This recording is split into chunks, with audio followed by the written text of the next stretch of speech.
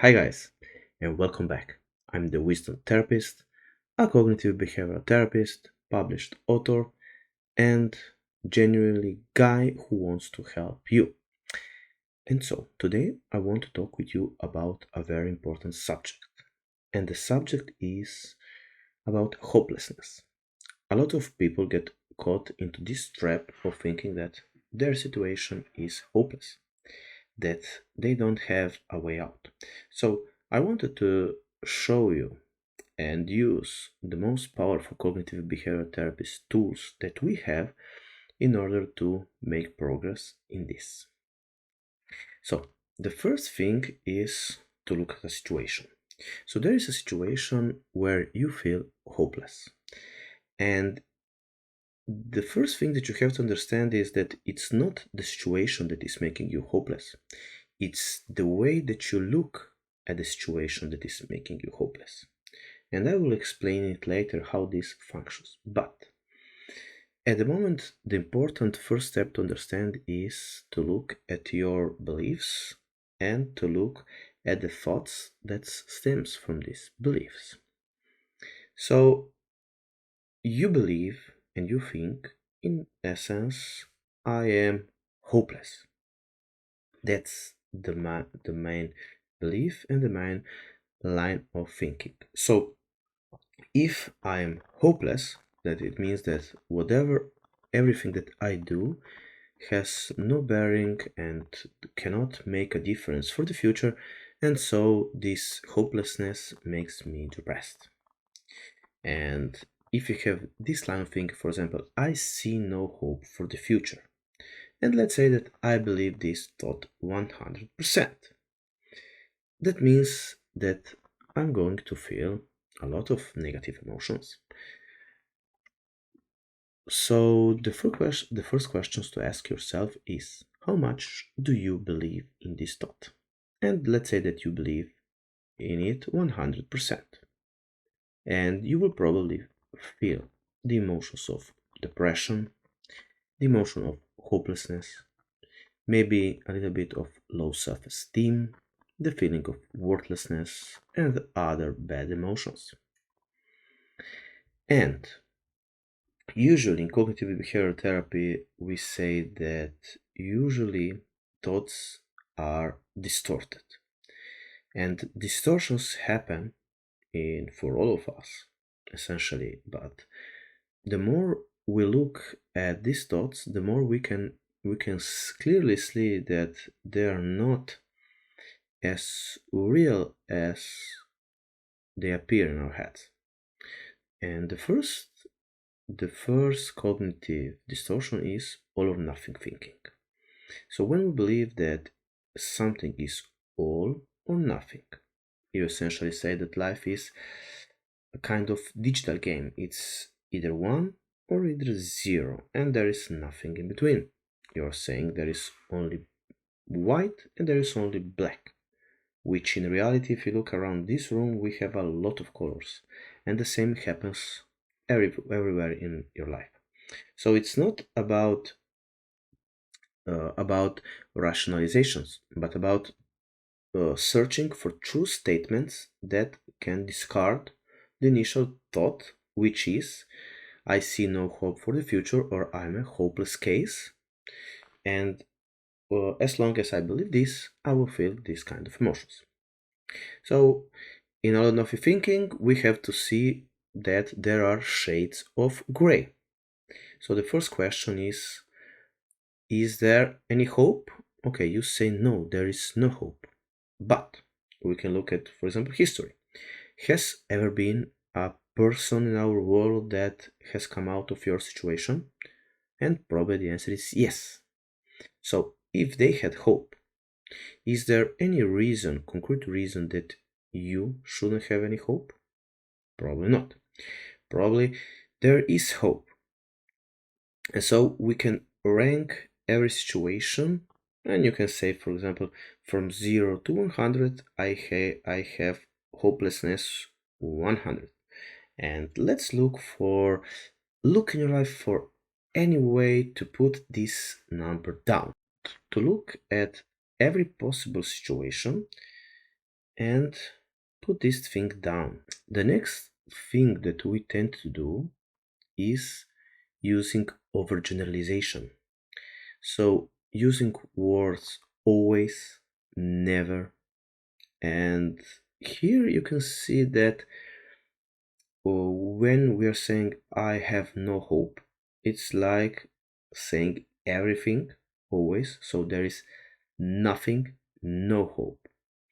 And if I'm telling myself that it's all hopeless, it's usually a case of overgeneralizations. So taking from this situation and generalizing to everything else. So since there is, or I see, let's better call it, I see no hope in this situation, this means that there is no hope in everything in my life, and that everything is my life is messed up. But that's usually not the case. If you take yourself as a person, as a human being, you can take many categories. You can say that you are, for example, uh, job satisfaction, you can say love satisfaction, rest, exercise, meditation, playing, relationships, friends, etc. So you can make an inventory of your life. And this inventory of your life can show you that there are parts in your life that you have hope, there are parts in your life that you are successful, maybe not as successful as you would like to be at this moment, but it clearly shows that you have made some progress, that there are hope in some aspects of your life. And if there is hope in some areas of your life, that means that there is hope. And if there is hope, this disproves the idea that you are hopeless. It disproves the idea that you are, or that hope is nowhere to be found. And that's something that can alleviate your pain and suffering, and that's an important part in your journey to healing. And the next cognitive distortion that we're going to look at is filtering. So it's focusing on just the bad parts and forgetting about the good ones. So we're looking at only the things that doesn't give us hope, so we can list them all. And on the other hand, we are forgetting that there still exist some things that can give us hope. And the trick is to find at least some of the thoughts that, or facts, they have to be facts. It's not about rationalization, that can give us a glimpse of hope. And this hope, this idea or these facts can be enough sometimes to destroy all that negativity and hopelessness. And again, a big part of hopelessness and depression because of it is predicting the future or future casting. And when you're doing that, you're implying that there is no hope, that the future is bleak, that nothing good can come out of it. And this is truly telling or fortune telling about the future, which we don't know. For all we know, the magical string or something magical, something important or meaningful can happen today, can happen tomorrow. So we can never know. And that's the beauty, or maybe the beauty of life, that we can sometimes do that and expect also good things to happen. And the next distortion that we are making in this case, or that we are probably making, is magnification or exaggeration, or also called maximizing the bad parts, the bad aspect. So when we are maximizing hopelessness, we are maximizing the bad aspects of the thing that we're expecting to happen. That's not good, because it's implying that only the bad things will happen, and that the bad things are going to be so bad, so out of proportion, that and that also there is nothing that we can do to have a better future, better life. So it's not a great thing. And then another great and important aspect of this is emotional reasoning. And it goes like this: because I feel that I'm hopeless, it means that I'm hopeless, which is not the case.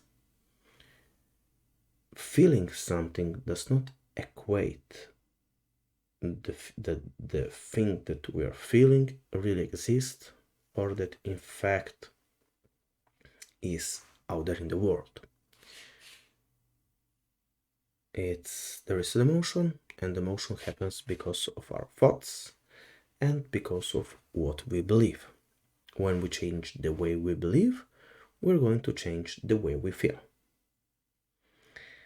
And so, when hopelessness arises, it doesn't mean that we are hopeless. It means that we are having the thoughts of hopelessness. And when you can say to yourself that when you change the way you think, you're going to change the way you feel. And this, changing the way we feel, is going to make a world of a difference. It means a lot in the long term. And regarding this, can you find any hidden should statements? Can you? So, should means when we are shooting ourselves, or must, that we must do something, that we must be something, or that we must be some way or some other way, where we are pushing ourselves, we are being a tyrant to ourselves, we are, as I say, shooting ourselves. And think of this: when you feel hopeless, there is a hidden should. And I see the hidden should where you are telling yourself that you should have hope, that you should be in some other place, that you should be different, that life should be different, that there has to be more hope, etc. And this is putting you down because you're feeling that you should be feeling hope, but you're not feeling hope. So you're also putting yourself extra down because of this. And this is causing additional problems. So in addition to being hopeless, you're also pushing yourself even more down. And of course, this is causing more problems. And in reality, if you think about that, is that the reality is that the only thing that you should be is human. And when you're human, it is human to feel down, it is human to feel even hopeless at times. These are all human emotions. So in addition to putting yourself down, it is better to use. And so this is a game of should. And instead of focusing on self-love and self-care, we are putting ourselves down. So here are ways out. Labeling. The next thing is the way we label ourselves. So in cognitive behavioral therapy, we are labeling when we're saying like we are a loser, we are nothing good, there is no hope, there is nothing out there, and we are lost. So instead of saying that we are a human being who is in a rough space, in a rough spot, we are saying everything bad about ourselves. We are labeling ourselves as a hopeless case, etc., etc., etc. And this is hurting us. So the right way to label ourselves is that we are a human being. That's just a fact of life, that we are a human being. And if you listen to this, you are a human being. And so taking more self-love and self-care to ourselves will bring us some peace of mind and some closeness with ourselves. Then the next cognitive distortion that we may be using is blame. How are we blaming things? So we can blame ourselves, or we can blame the world. And we are saying when we're blaming the world, we're blaming it and saying that it should be different, that we are angry because the world is not different, because we were not served a better dish, etc., etc., etc. So the circumstances, and this is making us hopeless. This is taking the power away from us. And on the other hand, when we are telling ourselves that we are nothing good, that we should be different, that we should have done more, that we should have chosen another path, that this shouldn't have happened to us, we are blaming ourselves. And the game of blame always creates anger. And the anger that is expressed to other people, it's outside anger, but the anger that is expressed to ourselves is inner anger and is shown as depression. So when we're angry with ourselves, we are depressed. Okay, the next thing that we should look at is the idea of a double standard. So we're telling this to ourselves, but how would you react to another people, another person? How would you talk with your kid, with someone that is very important to you? You wouldn't say that it is all hopeless. And if you want to try this, try on a piece of paper. Try it like a very dear person to you writes to you a letter, maybe a farewell letter, and it's telling you that everything is worthless, that he or she is hopeless, worthless, and everything is hopeless. How would you react? How would you write back to that person? What would you say?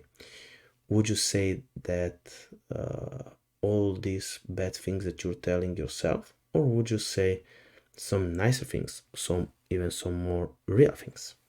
Okay, that's very important. And maybe another very important way to look at these things is reframing. In this way, in cognitive behavioral therapy, we use reframing as something good. What does this tell about yourself? Is there something good in the feeling of hopelessness? I would say that it shows that you care about yourself, that you care about the world in general, that you care about having a bright future, that you are caring about having a world that you perceive that is just, that has hope, that has beautiful things happen to beautiful people. These are all beautiful things that you are showing through this feeling of hopelessness. And so the next step here is really to see if we have made a dent into this belief of hopelessness. Most people that goes through this process will find out, and especially if you write this down that I have said, you will find yourself in a different spot. You will begin to see some hope here and there, and if you do this and if we work together, you can get even better, and we can find even better ways to solve this situation. And then when you start this process, you will create a positive spiral where positive things start to go after each other and empowering one another, and you will create a much better future for yourself, and you will start to see hope. And many people have been there and many people will be there, but using CBT, one of the most powerful techniques that exist right now in this universe, you will be able to beat hopelessness, and you will again regain hope, and you will feel much better, and you will be able to live your life much better. And of course, I hope you enjoyed this video. If you came to this part, I believe that you have a lot of tools at your disposal that you can use to help yourself, help your life, or maybe even save the life of someone very dear and very important to you. So, until next time, I wish you all the best and take care.